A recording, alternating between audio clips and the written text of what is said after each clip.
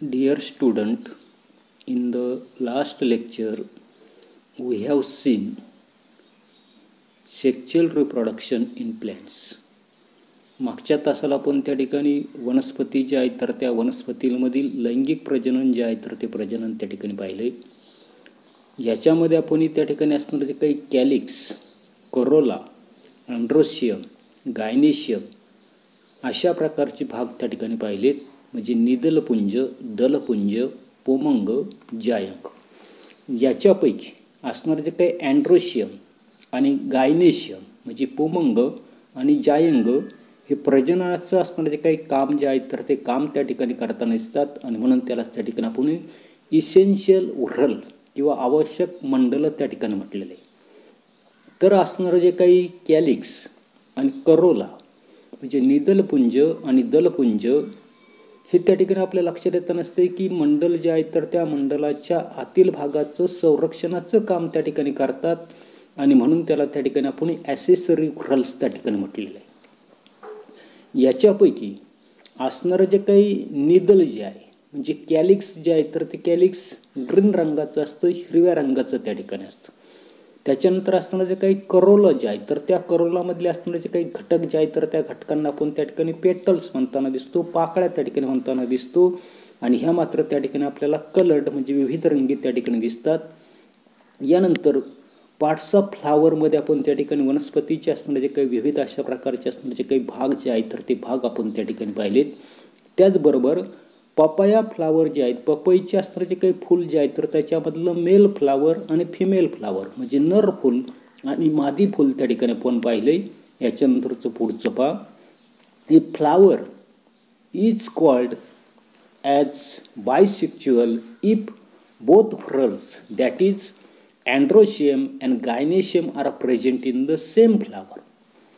म्हणजे पुमंग हे पुल्लिंगी दल आहे आणि त्याच्या घटकातील असणारे जे काही दल जे आहेत, उदाहरणार्थ आपल्या लक्षात येताना दिसते की एकाच फुलामध्ये पुमंग आणि जायंग म्हणजे अँड्रोशियम आणि गायनेशियम ही दोन्ही मंडलं जर असतील तर असं जे काही फूल जे आहे तर त्या फुलाला काय म्हटलं आपण बायसेक्च्युअल म्हणजे उभयलिंगी फूल. फॉर एक्झाम्पल हिबिस्कस जास्वंदाचं फूल, याच्यामध्ये पुमंग आणि जायंग एकाच फुलामध्ये त्या ठिकाणी आपल्याला आढळून येताना दिसतं आणि म्हणून जास्वंदाचं फूल जे आहे तर ते बायसेक्च्युअल फ्लावर त्या ठिकाणी आहे. A flower is called as unisexual if any one of the above mention two whorls is present in the flower. जर फुलांमध्ये वरीलपैकी म्हणजे अँड्रोशियम किंवा गायनेशियम याच्यापैकी एकच मंडल जर असेल तर अशा प्रकारचं असणारे जे काही फ्लावर जे आहे, फूल जे आहे तर त्या फुलाला आपण त्या ठिकाणी युनिसेक्च्युअल म्हणजे एकलिंगी फूल त्या ठिकाणी म्हणताना दिसतो.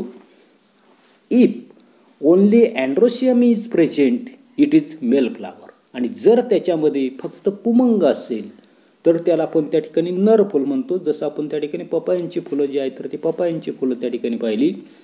आणि and only if gynoecium is present flower is the female flower. आणि जर त्या ठिकाणी आपल्या लक्षात येत नसते की फूल जे आहे तर त्या फुलामध्ये जर जायंग जर असेल तर त्याला आपण त्या ठिकाणी फिमेल फ्लावर म्हणजे मादी फ्लावर त्या ठिकाणी म्हणलेले. फॉर एक्झाम्पल पपाया फ्लावर जे आहे तर ते पुन्हा एकदा पहा की पपाया फ्लावर जे आहे तर त्या पपाया फ्लावरमध्ये या ठिकाणी आपल्याला हे त्या ठिकाणी मेल फ्लावर आहे म्हणजे नर फूल आहे. तर रेड रंग आपलं व्हाईट रंगाचं त्या ठिकाणी दिसतंय तर त्या ठिकाणी ते फिमेल फ्लावर आहे म्हणजे मादी फूल त्या ठिकाणी. म्हणजे पपायाचं असणारं जे काही झाड जे आहे तर त्या झाडावर एकाच झाडावर आपल्याला काही त्या ठिकाणी नर फुलं तर काही ठिकाणी आपल्याला त्या ठिकाणी मादी फुलं जी आहेत तर ती मादी फुलं त्या ठिकाणी आपल्याला आढळून येताना दिसतात. याच्यानंतर पुढे पहा की many flowers have the stalk for support called as the pedicel and such flower are called the pedicellate whereas flower without stalk is called as the sessile. आता पुढे काय सांगितलेले की सर्वसाधारणपणे बरेच असणारे जे काही फुलं जे आहेत तर त्या फुलांमध्ये आधारासाठी त्या ठिकाणी त्यांना देठ त्या ठिकाणी असतं, त्याला त्या ठिकाणी पेडिकल्स त्या ठिकाणी म्हटलेले. आणि अशा प्रकारचे असणारे जे काही फुलं जे आहेत तर त्या फुलांनाच त्या ठिकाणी आपण पेडिकल म्हणजे त्या ठिकाणी पुष्प घृंत अशा प्रकारचा शब्द त्या ठिकाणी आहे. आणि अशा प्रकारचे असणारे जे काही फुलं जे आहेत तर त्या फुलांना आपण पुष्प वृंती फुलं किंवा पेडिक्युलेट फ्लावर त्या ठिकाणी म्हणताना दिसतो. Where as flower without stack म्हणजे देठ, तर देठ नसणारे जे काही फुलं जे आहेत तर त्या फुलांना आपण काय म्हणतोय सेसाईल म्हणजे स्थानबद्ध फुलं त्या ठिकाणी म्हणताना दिसतो. Androecium is male whorl and its member are called as the stamen. की प्रत्येक पुंकेसर जे आहे तर त्या पुंकेसराला एक त्या ठिकाणी फिलॅमेंट असतं. ते फिलॅमेंटलाच मराठीमध्ये त्या ठिकाणी आपण वृंत त्या ठिकाणी म्हणताना दिसतो. आणि पुढे आपल्याला सांगितलेलं आहे gynoecium is female whorl and its members are called as the carpel. पहिलं काय पाहिलं आपण की प्रत्येक असणारे जे काही पुंकेसर जे आहेत तर त्या पुंकेसर म्हणजे प्रत्येक असणारं जे काही अँड्रोशियम जे आहेत पुंकेसर जे आहेत तर त्या पुंकेसरला एक त्या ठिकाणी फिलॅमेंट जे आहेत तर ते फिलॅमेंट्स त्या ठिकाणी असतं. बरोबर. त्याच्यानंतर त्यालाच त्या ठिकाणी आपण स्टॅमेन्स त्या ठिकाणी म्हटलेले पुंकेसर त्या ठिकाणी म्हटलेले आहे. त्याच्यानंतर gynoecium is the female whorl and its member are called as the carpel. तर पुढे आपल्याला त्या ठिकाणी लक्षात येत नसतं की त्याच्या टोकावर त्या ठिकाणी आपल्याला एक त्या ठिकाणी आपल्याला असणारं जे काही आपल्याला सांगितलं की त्या ठिकाणी कार्पेल जे आहे तर त्या कार्पेललाच या ठिकाणी आपल्याला आकृती जी आहे तर ती आकृती पाहिल्यानंतर त्या ठिकाणी कळेल की कार्पेल जे आहे तर ते कार्पेल त्या ठिकाणी आकृती जी आहे तर त्या आकृतीमध्ये काही कार्पेल जे आहे तर ते कार्पेल आपल्याला काही दिसत नाही. परंतु या ठिकाणी आपल्याला फक्त एवढंच त्या ठिकाणी लक्षात ठेवायचं आहे की अँड्रोशियम जे आहे तर तो अँड्रोशियम त्या ठिकाणी मेल व्हरल आहे आणि त्याचे असणारे जे काही सदस्य जे आहेत तर त्याला त्या ठिकाणी स्टॅमेन्स जे आहेत तर ते स्टॅमेन्स त्या ठिकाणी म्हटलेलं आहे. त्याच्यानंतर असणारे जे काही गायनेशियम जे आहे तर ते फिमेल व्हरलच आहे म्हणजे त्या ठिकाणी मादी त्या ठिकाणी व्हरल त्या ठिकाणी आहे आणि त्यालाच त्या ठिकाणी काय म्हटलेले कार्पेल किंवा त्याला श्रीक्रेशर अशा प्रकारचा शब्द जो आहे तर तो त्या ठिकाणी आहे. पुढे these may be separate or United.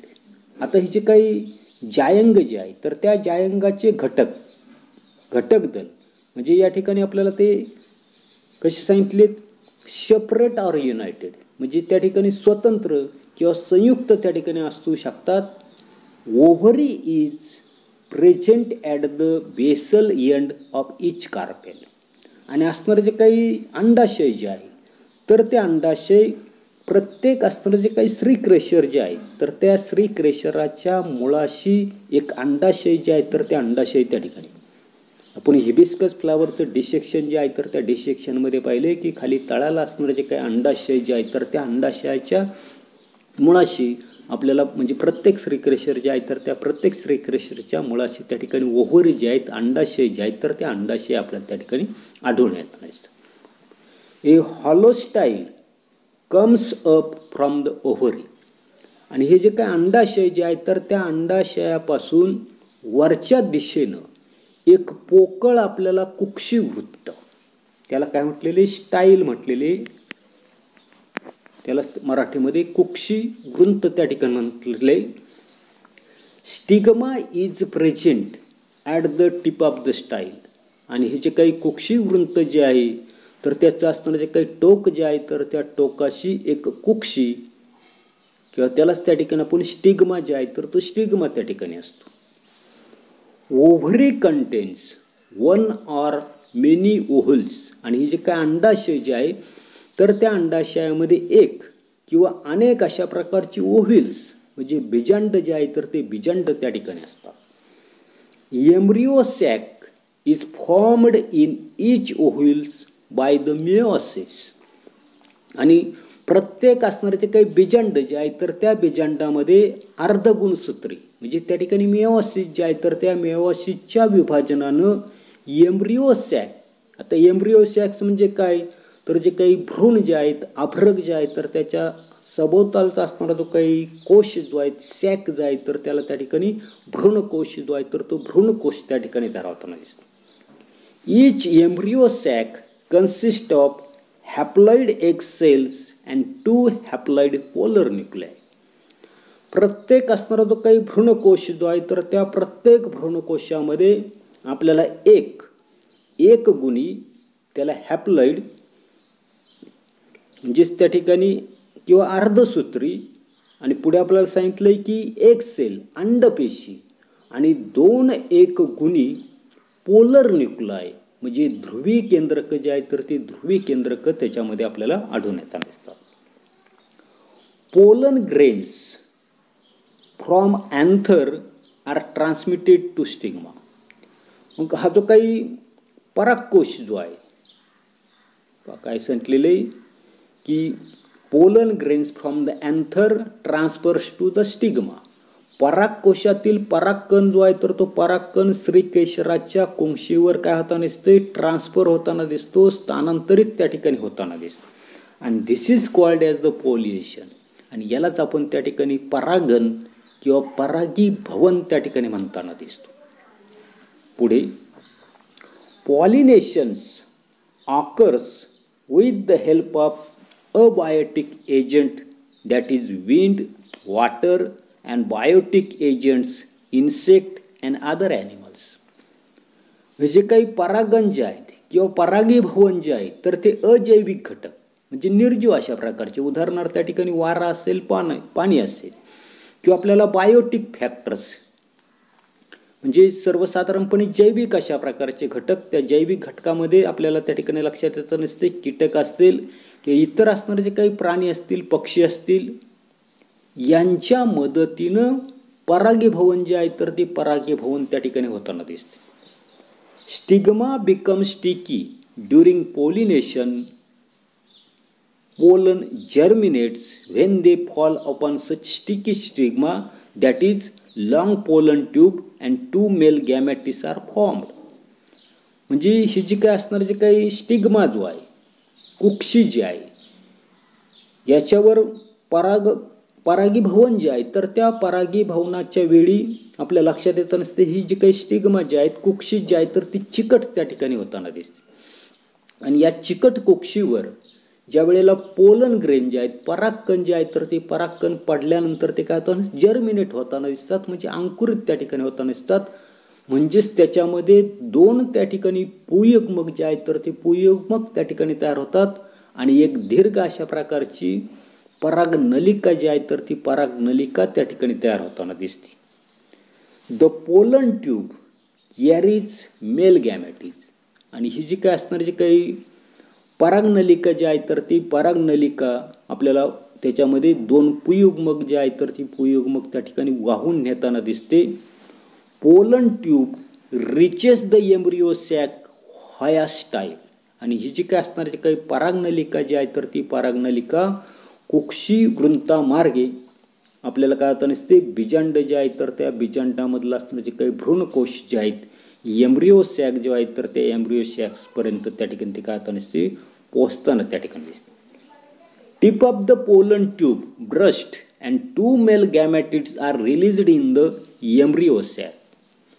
ही जी काही परागनलिका जी आहे तर त्या परागनलिकेचं असणारे जे काही आग्र जे आहे तर ते आग्र त्या ठिकाणी फुटतं आणि दोन्हीही पुयुग्मक भ्रूणकोशामध्ये काय केलं तर त्या ठिकाणी सोडले जातात, रिलीज केले जातात.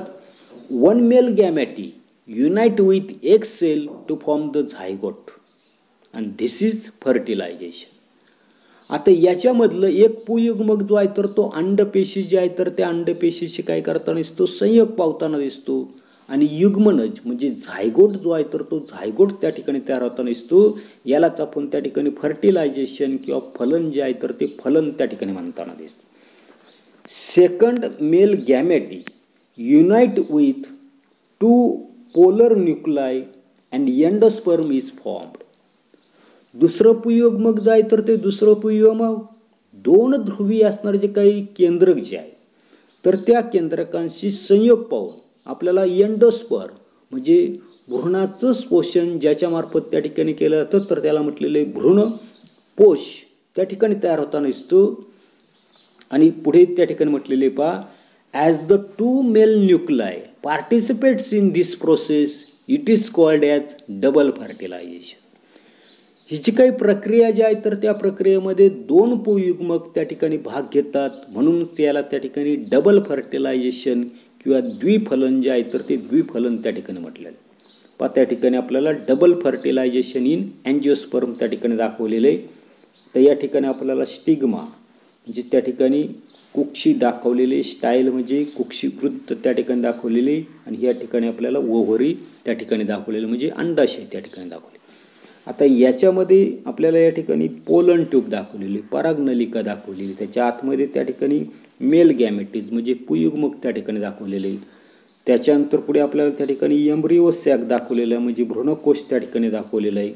त्याच्यानंतर आतमध्ये त्या ठिकाणी पुयुग्मक त्या ठिकाणी दाखवलेले, आणि ज्या वेळेला फर्टिलायझेशन होईल तर अशा पद्धतीचं आपल्याला एक सेल, अंडपेशी, पोलर न्यूक्लाई, ध्रुवीय केंद्रक आणि त्या ठिकाणी अँटीपेडल्स त्या ठिकाणी दाखवलेले. म्हणजे अशा पद्धतीनं आपल्याला त्या ठिकाणी डबल फर्टिलायझेशन इन अँजिओस्पर्म म्हणजे आवृत्तबीजी वनस्पतींमधील द्विफलनाची प्रक्रिया त्या ठिकाणी दाखवलेली आहे. एवढाच असणारा जो काही भाग जो आहे तर तो भाग आपण या तासाला पाहणार आहोत. पुढील भाग पुढील तासाला पाहू. धन्यवाद.